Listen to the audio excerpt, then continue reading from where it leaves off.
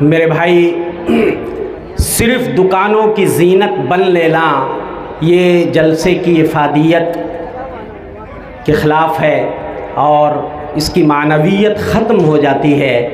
اتنی دور دور سے علماء کو آپ کی خاطر بلایا گیا ہے۔ کل سے ابھی تک آپ سوچئے کہ مجھے لیٹنے کی توفیق نہیں ہوئی ہے۔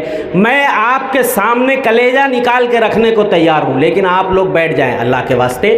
انشاءاللہ میں تھوڑی دیر کے لیے جنت کی نعمتوں کی سیر کرا رہا ہوں، اور یہ ادب کے خلاف بھی ہے کہ آپ یوں ہی کھڑے کھڑے سن لیں، اچھا نہیں لگتا ہے۔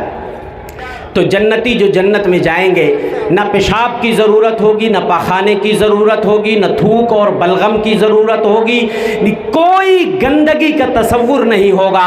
جنتیوں کی کنگھیاں سونے کی ہوں گی، اور ان کی انگوٹھیوں میں، ان کی انگیٹھیوں میں اعلیٰ قسم کی کستوری سلگ رہی ہوگی، اعلیٰ قسم کی خوشبو ہوگی، اور اسی طریقے سے سارے لوگوں کے اخلاق ایک آدمی کی طرح نہایت ہی اچھے اخلاق کے مالک سارے لوگ ہوں گے، اور سارے لوگوں کی لمبائی 60 ہاتھ دادا آدم کی طرح ہوگی۔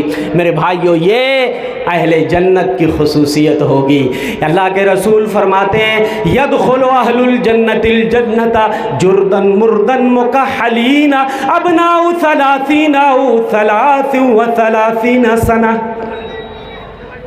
جنتی جنت میں جب جائیں گے سارے لوگ جوان ہو کر جائیں گے، جسم پہ بال نہیں ہوں گے، نہ داڑھی ہوگی نہ مونچھیں ہوں گی، کوئی بال نہیں سوائے سر کے بال کے، چونکہ سر کے بال یہ خوبصورتی کی علامت ہوتے ہیں، باقی پورا بدن شیشے کی طرح چمچماتا ہوا ہوگا۔ یدخل اہل الجنت الجنت جردن مردہ، جنتی جب جنت میں جائیں گے میرے بھائیو، جسم پہ بال نہیں ہوں گے، مکحلینا، آنکھوں میں قدرتی طور پہ سرما لگا ہوگا، قدرتی سرما لگا ہوگا، لگانے کی ضرورت نہیں ہوگی۔ ابناء 30 او 33 سنہ، 30 سال کی بھرپور جوانی ہوگی، 30 یا 33 سال کی جوانی ہوگی۔ اور میرے بھائیو، جنت میں کوئی بھی بوڑھا ہو کر نہیں جائے گا، سارے لوگ جنت میں جوان ہو کر جائیں گے، 30 یا 33 سال کی بھرپور جوانی ہوگی۔ اللہ کے رسول صلی اللہ علیہ وسلم نے ایک بار جنت کا تذکرہ کیا اور فرمایا الا هل مشمر للجنہ، ہے کوئی جنت کے لیے کمر باندھنے والا، ہے کوئی جنت کے لیے کمر کسنے والا؟ فإن الجنة لا خطر لها، جنت کی تو کوئی مثال ہی نہیں ہے۔ فإنها نور يتلالى، ارے جنت تو چمکتا ہوا نور ہے، وریحانة تہتز، اور مہکتا ہوا پھول ہے، مہکتا ہوا پھول ہے جنت۔ میرے بھائیو، جنت کیا چیز ہے؟ وقصر مشید، جنت بلند و بالا محلات کا نام جنت ہے۔ وفاکہۃ کثیرۃ نضیجہ، بہت سارے پکے ہوئے پھلوں کا نام جنت ہے۔